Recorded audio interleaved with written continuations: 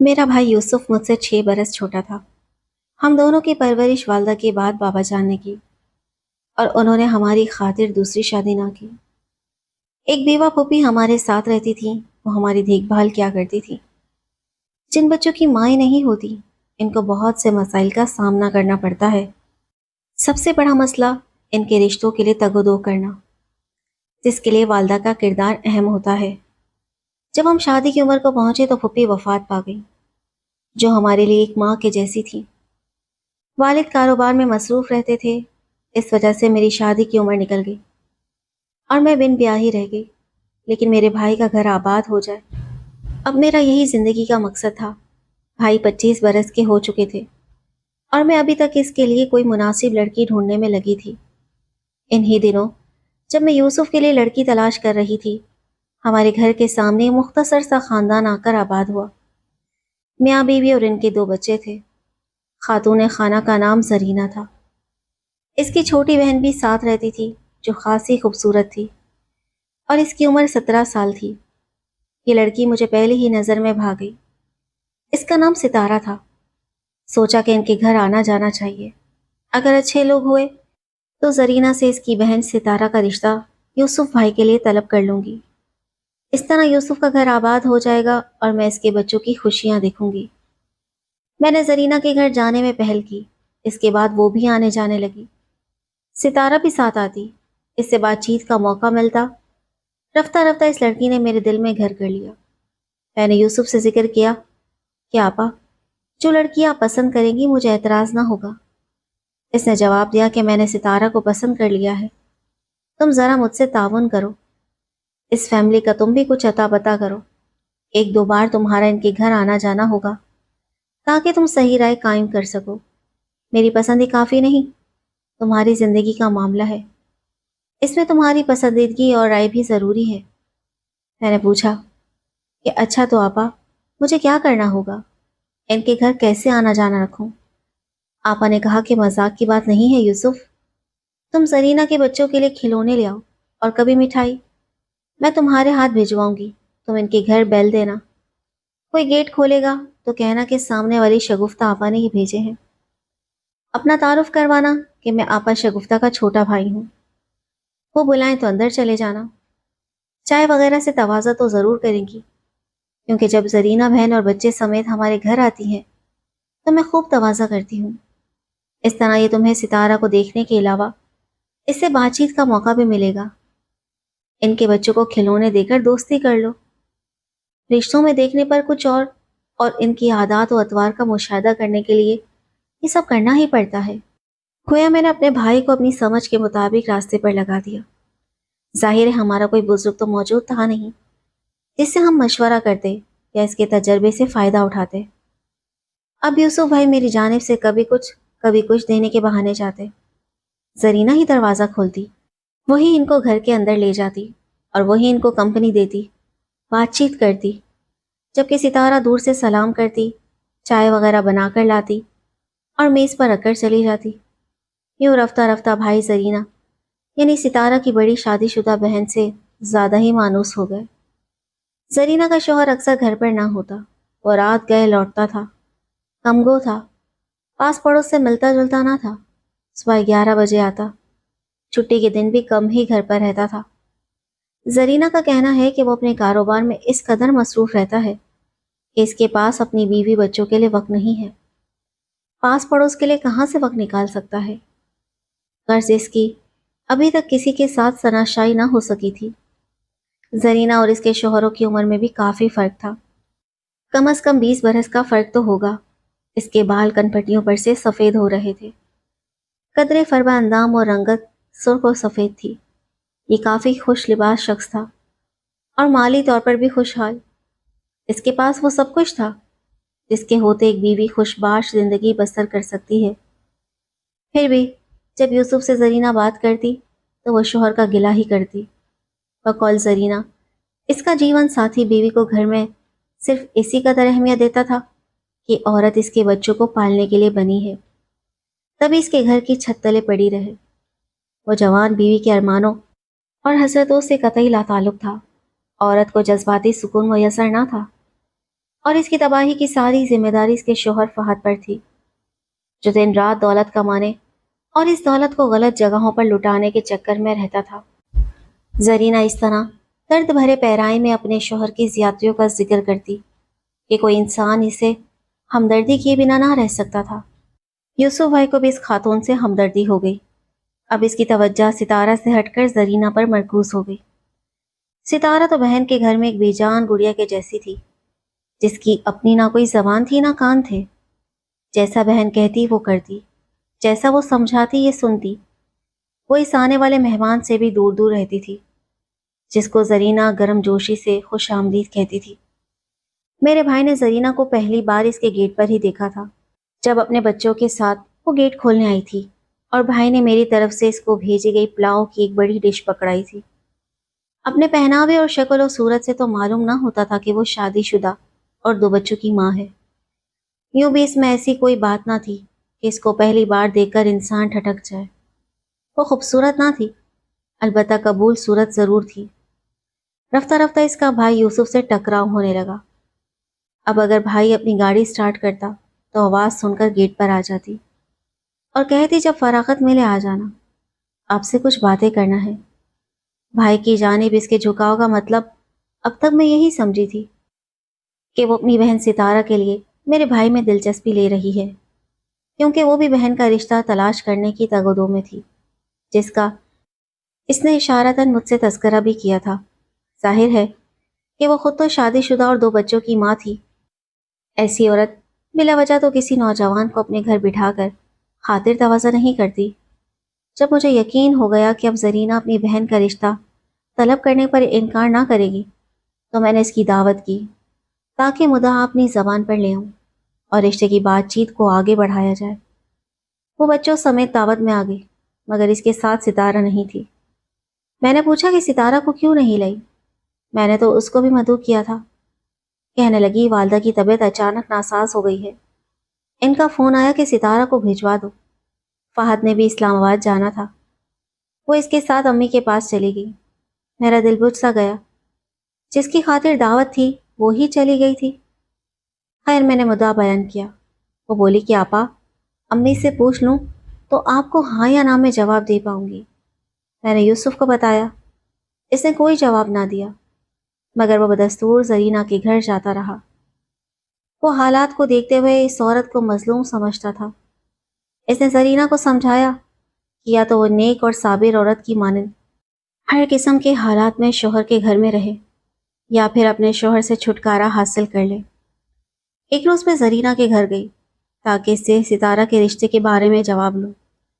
وہ بولی کہ آپا امی سے بات ہوئی تھی، انہوں نے اس کا رشتہ اسلام آباد میں اپنے جاننے والوں میں کر دیا ہے۔ ستارہ ان کی بیٹی ہے، میں اس سلسلے میں امی کو مجبور نہیں کر سکتی۔ اس کے اس جواب سے میری امیدوں پر پانی پھر گیا، نا امید ہو کر گھر لوٹ آئی۔ اس کے بعد زرینہ سے میل جول محدود کر دیا، لیکن میرا بھائی اس کے گن گانے لگا۔ یوسف اکثر زرینہ کی زندگی کے بارے میں گفتگو کرتا اور افسوس کرتا، اتنی اچھی عورت کی قسمت خراب نکلی ہے اور کن عذابوں سے گزر رہی ہے۔ ایک روز زرینہ نے یوسف کو رو رو کر اپنی گھریلو زندگی کی بپتا کچھ اس طریقے سے سنائی کہ وہ مجھ سے کہنے لگا کہ آپا اگر آپ اس بیچاری کو اس جہنم سے نکالنے میں میرے ساتھ تعاون کریں تو میں آپ کا مشکور ہوں گا۔ میں نے پوچھا تمہارا کیا مطلب ہے یوسف؟ میں سمجھی نہیں۔ اس نے کہا کہ اگر وہ اپنے شوہر سے طلاق لے لے تو میں اسے شادی کر لوں گا اور آپ تعاون کریں گی 2 بچوں کی ماں سے۔ کیا ہو گیا ہے میرے بھائی تمہیں؟ آپا 2 بچوں کی ماں ہونا کوئی جرم تو نہیں ہے، کیا اس کا شوہر اس کو طلاق دے دے گا؟ پتہ نہیں، میں نے تو ویسے ہی بات کی ہے۔ اگر زرینہ کو طلاق ہو جائے تو کیا آپ اس کو قبول کر لو گی اگر میں سہارا دے دوں؟ میں نے جان لیا کہ بھائی پر اس عورت کا جادو چل گیا ہے۔ یہ کیا ہو گیا تھا؟ میں نے کس خیال سے اس کو زرینہ کے گھر بھیجا اور یہ کس چکر میں جا پھنس گیا؟ اب نہ زرینہ یوسف کے بغیر رہتی تھی اور نہ یوسف اس کے بنا رہ سکتا تھا۔ ان کو محلے والوں کے اعتراضات کی بھی پرواہ نہ تھی۔ اب یوسف کی زندگی کا مقصد زرینہ کو اپنا لینا، اسے اپنے تئیں خوشیاں اور سکھ دینا اور اس کے بچوں کو پالنا پوسنا تھا۔ بالآخر زرینہ نے اپنے شوہر سے لڑ جھگڑ کر طلاق لے لی۔ اس کا سابقہ شوہر بیرون ملک چلا گیا۔ میرے لاکھ روکنے کے باوجود یوسف نے زرینہ سے شادی کر لی۔ اس کے بچوں کو بھی گھر لے آیا اور ان سے ایک حقیقی باپ جیسا پیار کرتا تھا۔ اس نے زرینہ کو بھی بہت پیار دیا کہ وہ اپنی زندگی کے پچھلے دکھ بھول گئی۔ سال بعد زرینہ نے ایک پیاری سی بچی کو جنم دیا جو میری بھتیجی تھی اور یوسف بھائی کی بیٹی تھی۔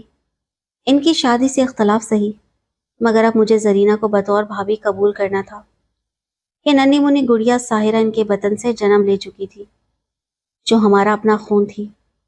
میں اس بچی کے پیار میں کھو گئی، جیسے اس کے آنے سے میری اجڑی اجڑی زندگی میں بہار آ گئی ہو۔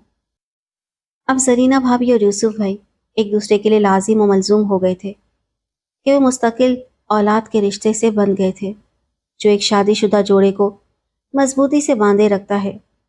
دن یوں ہی گزرتے رہے، ان کی شادی کو 5 سال بیت گئے، 2 اور بچے ہو گئے۔ میں نے بھی بھائی کے بچوں میں کھو کر ہر بات بھلا دی۔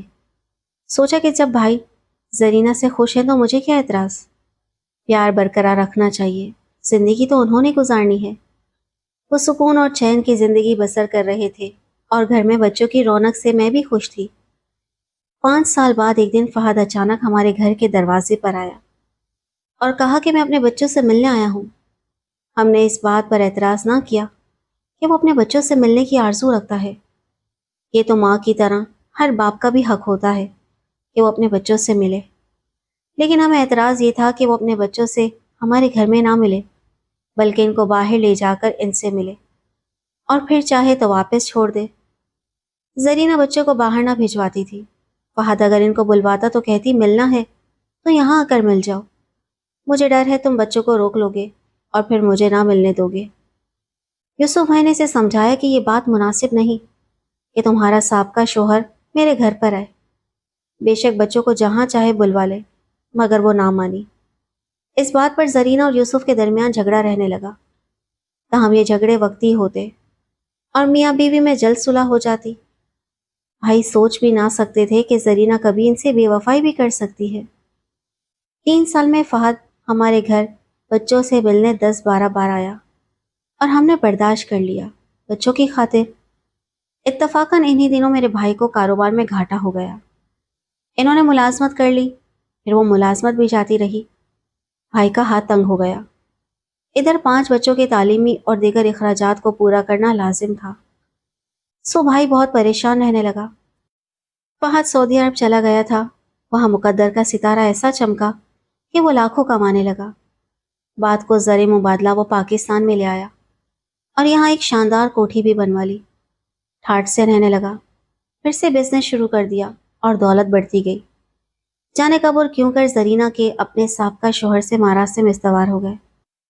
وہ ہمارے گھر بچوں کے اخراجات کے لیے رقم اور بہت سی اشیاء بھجوانے لگا، جس کو زرینہ اس کے بچوں کا حق کہہ کر وصول کر لیتی تھی، جسے اس کا ہاتھ کھلا ہو گیا۔ بھائی کی تنگ دستی نے اسے اجاڑ کر رکھ دیا تھا۔ زرینہ یوسف بھائی کو دبانے لگی اور شوہر سے موڈ بھی خراب رکھنے لگی۔ بھائی کی زندگی میں آہستہ آہستہ زہر گھلنے لگا۔ ادھر قسمت کا چکر ایسا تھا کہ 1000 کوششوں کے باوجود یوسف کے ذرائع آمدنی ختم ہو گئے تھے۔ رفتہ رفتہ وہ کوڑی کوڑی کا محتاج ہو گیا۔ جب بیوی کو فہد کا بھیجا ہوا پیسہ لینے سے روکتا تو وہ لڑنے لگتی کہ 5 بچوں کو بھوکا مارو گے، آخر ان کو کہاں سے کھلاؤں؟ جب کمانے لگو گے تو پھر میں فہد کو بھیجنے سے منع کر دوں گی۔ اب اگر اپنے بچوں کی خاطر خرچہ بھجواتا ہے، تم کو کیا تکلیف ہے؟ تم خود تو خرچہ اٹھا نہیں سکتے۔ اس کی بات بھی صحیح تھی، لیکن بھائی کی غیرت بھی گوانہ نہ کرتی تھی کہ محض روپے کی مجبوری کی وجہ سے فہد سے زرینہ رابطے میں رہے۔ اب اپنے سابقہ شوہر سے فون پر بات چیت بھی کرتی، بلکہ اکثر بغیر بتائے گھر سے چلی جاتی تھی۔ کوئی پوچھتا کہ کہاں گئی تھی تو الجھ پڑتی۔ اکثر اپنے پہلے والے دونوں بچوں کو ہمراہ لے جاتی۔ ان سے پوچھتے کہاں گئے تھے، وہ بتاتے کہ اپنے ابو کے پاس گئے تھے، انہوں نے فون کر کے بلوایا تھا، امی لے کر گئی تھی۔ یوسف بھائی ان بچوں کو روکتے، وہ کہتے کہ آپ کیوں روکتے ہیں، ہم سگے ابو سے ملنے جاتے ہیں، آپ تو ہمارے سوتیلے ابو ہیں۔ بتا نہیں سکتی ان دنوں یوسف کس قدر اذیت کا شکار تھا۔ اس کا دل ہر دم روتا تھا۔ وہ گھر جو کبھی جنت کا نمونہ تھا، ہم یہ تصور نہ کر سکتے تھے کہ زرینہ ہمارا گھر چھوڑ کر چلی جائے گی۔ اگر 2 بچے فہد کے تھے تو 3 بچے اس کے پاس ہمارے بھی تھے۔ ان بچوں کی جدائی کے خیال سے ہی ہم نیم جان ہونے لگتے تھے۔ ایک روز بھائی نے زرینہ کو بازار میں فہد کی گاڑی سے اترتے دیکھ لیا۔ وہ وہاں شاپنگ کرنے گئی ہوئی تھی۔ اس روز بہت جھگڑا ہوا۔ بھائی نے وہ سب چیزیں ادھر ادھر پھینک دی جو وہ ہمارے بچوں کے لیے بھی لائی تھی، کہ یہ چیزیں اس نے فہد کے پیسوں سے خریدی تھی۔ جب بڑے 2 بچوں کے لیے خریدی تو چھوٹے 3 کے لیے بھی ویسی ہی خرید لی، کہ وہ تو سب کی ماں تھی۔ یوسف بھائی کو یہ بات گوارا نہ تھی۔ وہ چلانے لگے کہ تم کو یہاں رہنا ہے تو فہد کے بچے اس کے حوالے کر دو، ورنہ میرے بچے ادھر چھوڑ دو اور چلی جاؤ فہد کے پاس۔ زرینہ بھابھی خوب روئیں۔ بالآخر یہی فیصلہ ہوا کہ وہ سابقہ شوہر کی اولاد کو اس کے حوالے کر دے گی۔ فہد کے بچوں کو ان کے والد کے حوالے کر دیا گیا۔ لیکن اس کے بعد بھابھی کو ایک پل چین نہ تھا۔ وہ اندر اندر بچوں کی یاد میں گھلنے لگی۔ اس کا حال ماہی بے آب کا سا ہو گیا۔ اس نے کہہ دیا کہ وہ بچوں کے بغیر نہیں رہ سکتی۔ یوسف بھائی نے کہا میں تمہارے بچوں کو واپس لے آتا ہوں۔ اب فہد نہ دیں گے تو کیا مجھ سے طلاق لینا چاہتی ہو؟ نہیں۔ اگر لے بھی لوں تو کیا یہ 3 بچے تم مجھ کو دے دو گے؟ بھائی بولے ہرگز نہیں، میں اپنے بچے کیوں دوں؟ میں ان کے بغیر نہیں رہ سکتا۔ پھر یہ کیسے گوارا کر لوں کہ میرے ہوتے میرے بچے کسی اور شخص کے گھر میں پلیں؟ اس طرح جھگڑا بڑھتا گیا۔ آخرکار بھائی نے 3 بچے رکھ لیے اور زرینہ بھابھی کو طلاق دے کر روانہ کر دیا۔ وہ فہد کے گھر چلی گئی اور اس نے اپنے سابقہ خاوند سے دوبارہ نکاح کر لیا۔ سال بھر بھائی کے بچوں کو میں نے سنبھالا، مگر وہ ماں کو نہ بھلا سکے۔ وہ ناخوش اور بیمار رہنے لگے۔ بالآخر سب سے چھوٹا میرا بھتیجا بیمار رہ کر فوت ہو گیا۔ اس کے فوت ہو جانے سے بھائی کے دل پر گہری چوٹ لگی۔ اپنے دل پر پتھر رکھ کر ہم نے باقی 2 بچے زرینہ کو واپس کر دیے تاکہ وہ ماں کے پاس خوش رہے۔ 2 ماہ بھی نہ گزرے کہ وہ فہد بیوی بچوں کو لے کر سعودی عرب چلا گیا۔ جب میں اور بھائی بچوں سے ملنے گئے تو حیران۔ اس کے بعد یوسف بہت تنہا اور اداس ہو گیا۔ اس نے میرے اصرار کرنے پر بھی دوسری شادی نہ کی۔ رفتہ رفتہ حالات سنوارنے کی کوشش میں لگ گیا تاکہ اپنے بچوں کو خوشحال ہونے کے بعد واپس لا سکے۔ حالات تو سنبھل گئے مگر بچے واپس نہ آئے کیونکہ وہ ماں کے پاس رہنا چاہتے تھے۔ ہمیں ہی صبر کرنا پڑا۔ یوسف بھائی کہا کرتے تھے کہ مجھے میرے کیے کی سزا ملی ہے۔ میں احمق، اگر زرینہ کی باتوں میں نہ آتا، اس سے ہمدردی کر کے اس کا گھر برباد کرنے کا باعث نہ بنتا، تو آج میرا گھر برباد ہوتا اور نہ دل اجڑتا۔ اب تو ہم دونوں ہی برباد ہیں۔